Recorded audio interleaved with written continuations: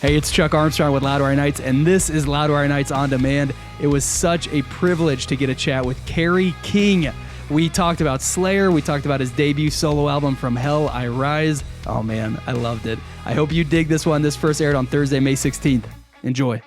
In 1981, he co-founded one of the most important metal bands in the history of music, the one and only Slayer. He's been with that band for its entire life, and this year he's embarking on brand new territory as he releases his first ever solo record, From Hell I Rise, out on Friday, May 17th. Kerry King, thank you so much for hanging on Loudwire Nights tonight, man. Absolutely. Thanks for having me. So I'm sure you've been thinking about this a lot, as not only, Slayer coming back for some really special live shows, but you're celebrating this brand new, powerful solo record.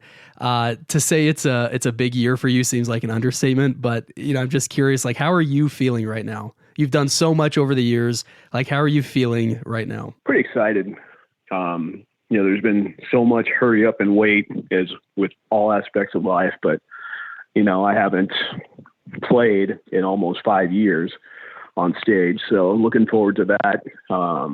This record's been done almost a year already. So chomping at the bit for that to come out, and the guys that were in the band who couldn't talk about it for such a long time. When it finally got announced, I was happy for them because everybody knew I was in the band. So all I had to do was keep quiet who was in the band. But for those guys not to be able to talk about it, I commended them when the announcement finally came out. I said, thanks every one of you individually, because I couldn't have done what you did. Well, I love that, man. Well, yeah. So, when this all kind of came out, it felt like, like the heavy metal world kind of stopped in its tracks, with the announcement of the album, with the lead single Idle Hands, with the revelation or the revealing of the band. It was a huge announcement, something people weren't ready for, weren't expecting.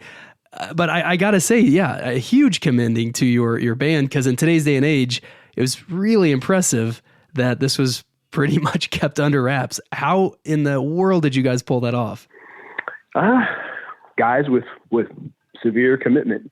I was super proud of those dudes. I told a handful of, real close friends of mine, and all of them kept it quiet too. So, I think people wanted the effect to be as cool as the effect could be. And that's what I was shooting for the entire time, is just a big reveal, and we were actually able to pull that off. Yeah, no, I love that, man. And I think you're right. Like, you tell friends or your band members know this, like, it is such a significant thing that nobody wanted to spoil that. Nobody wanted to let the cat out of the bag. Yeah. And it came out and people were stoked, and now they've got the second song just hit and people are excited about that one. I'm excited about that one too, with the video, and you get to see everybody together for the first time. So that's pretty cool. It's awesome, man. And so, you said you're chomping at the bit to play live shows. You've had this record done for a year. How long have you been wanting to do your own thing like this? Basically since Slayer wrapped it up. I had no intention of being done, and when that was taken away from me, I just kind of thought, well, of course I'm continuing. And I think people are dwelling more on it being a solo record. I think of it as my next band. I don't think of this as, even though it's got my name on it, that was out of necessity because we couldn't fucking think of any names. But I want people to know this is my band, and people should take notice of them as well. Yeah. Oh, for sure, man. I mean, the band is incredible, and everybody sounds, these 2 tracks that have come out, it does not sound like a one-off thing or anything like that. Like, this sounds like a cohesive, a complete band for sure. Yeah. And I just played the whole thing for a buddy of mine here in New York last night. So it's every time I play it, everything still sounds fresh to me. Like, I'm not tired of anything, which is a great sign. Was the band always going to be Mark and Phil and Kyle and Paul? Yeah. Mark was the last one that I actually gave the gig. Everybody else had kind of been floating with it. And of course, Paul, since we wrapped it up, and Demo knew he was a part way back when.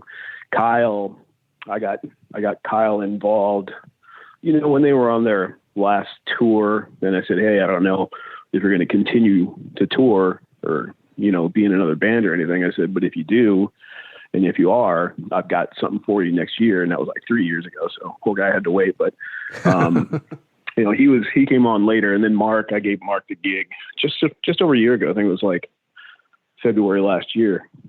Even though he had done demos with me and Paul, he came in and sang tons of stuff a number of times.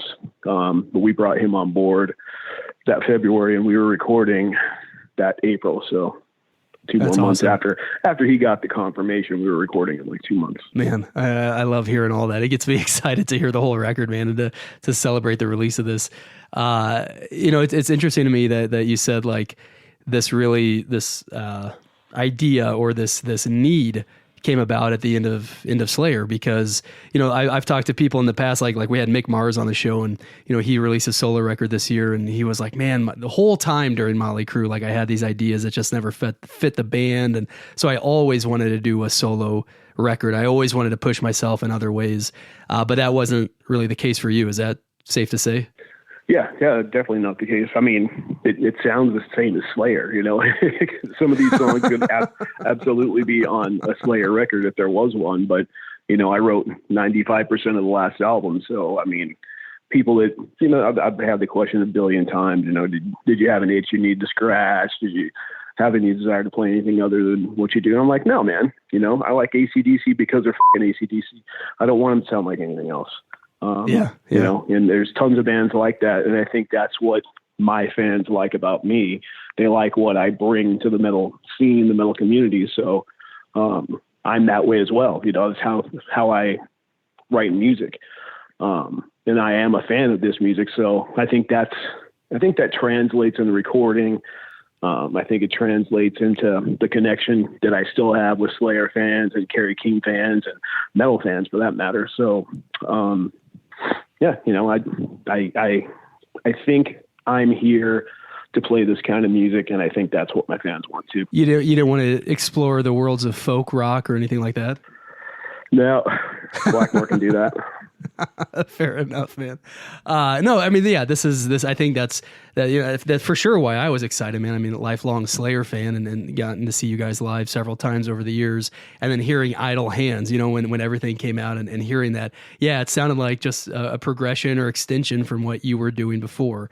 And you know what? There's absolutely nothing wrong with that, man. Like, that's exactly what I want too. Yeah, I'm super happy with it. And I love too. I mean, like, listen, I love all the evil imagery all over the album. I think the artwork is super cool. Can you talk a little bit about that? Like, how did that come about? How closely were you working on that? I know the artist. It's the guy that did the Repentless album cover as well. And he was talking to my record guy.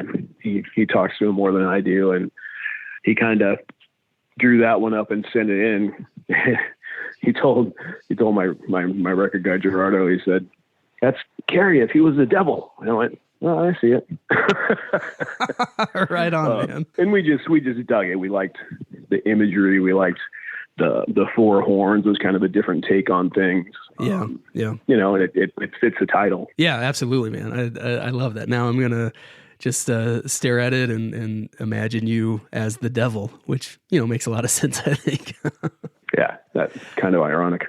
How'd you get connected with Josh Wilbur to produce this record? I mean, he's covered a ton of ground in metal and modern rock. I mean, it seems like a really powerful pairing for the two of you to work together. Yeah, I hadn't really paid attention to producers in decades, really, because CDs are kind of out the window. And if I don't have a CD to look at, I'm not looking at who produced it. And if I don't ask a question, I don't know.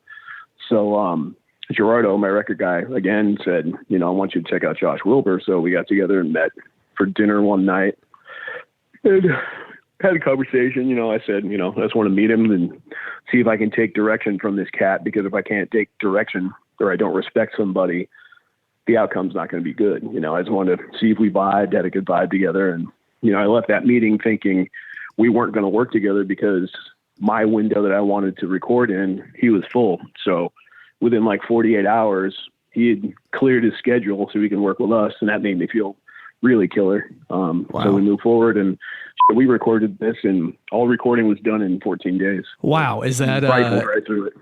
That's amazing, man. I mean, did Slayer ever record anything that fast? Not really. Yeah. Too many spoons in the pot. Sure. But yeah. This one, everybody knew what they were going to do. Everybody was 100% on board, and they wanted to go home. So the sooner you're done, the sooner you get to go home. Fair enough, man. Well, I mean, listen, the end product of that is just an incredible album. And I think it's going to be one of the most exciting, not just metal releases, but just releases of the year. It's pure fury. That's right, man. That's right. That's exactly how to describe it. As you talked about this not being the Kerry King band, like this is the band. This is not a one-off thing. It's not, don't harp on it being a solo project, all that. What's the future look like for this? You've got some live shows. I know, I get the feeling, or at least I hope as a fan, this isn't like a one album sort of thing. Oh, no. We've already demoed tons of stuff for record 2. I don't have any lyrics ready for any of that music, which I plan on working on when I get on the road and all the downtime and making the most of my, waiting around to get on stage time. So there's tons of music. Paul and I have discussed whenever tour cycle 1 is over, wherever that may be, within like a week, 10 days, we want to go right back in the studio and then take the tour chops and go in and just crush the next record. When that is, I don't know. Depends when this cycle is going to be over. Right on, man. Well, but I'll take that. Tons of stuff, and there's already probably stuff for the third record. That's because I've got too much for record 2, so we haven't really discussed that. But obviously, that would be the plan. Yeah, well, I mean, that's got to be a pretty good feeling for you, man, to have just that much stuff ready to go and like feeling excited about it. Yeah, for a minute we considered doing what Ozzy did on Blizzard and Diary when he went and recorded them both at once. Yeah. And then, put them out accordingly. But I didn't have the second stuff where I was happy with it. So it's good because now I got more time to make it better and, make it hopefully as cool as this record is. Does it feel like you're covering new ground with this record or with this band? And maybe a little bit. I've said that, say, for instance, I had Slayer blinders on for the last 20, 30 years. Maybe they opened a little bit, but I still got some pretty solid blinders on. There's stuff in this record that I probably never would have presented on a Slayer record. Like, for instance, the song Two Fists, the punk song, it's my punk tribute song. I probably wouldn't have done on a Slayer album. I probably never would have done the line, I think I need another drink. That's not a Slayer lyric. But it works in Two Fists, and it sounds great. I tried to present that song if, an 80s punk vocalist was writing lyrics. I tried to become that guy when I wrote that song. That's the vibe I wanted that song to have. So, like I said, maybe the blinders are open a little bit wider, but I mean, there's no stretch there. Everybody knows I've got a punk background. So yeah, to hear it on my record, I think is just, tribute quality. I don't know. No, for sure, man. I mean, it makes total sense. I love that, man. Kerry King, thank you so much for hanging with us tonight, man. I know we're just scratching the surface, but I got to say congrats on this new record, From Hell I Rise. Congrats on all that's to come. Cannot wait to hear record 2. Cannot wait to hear record 3. And can't wait to catch you on the road too, man. Hopefully we can hang again soon. Absolutely. Cheers.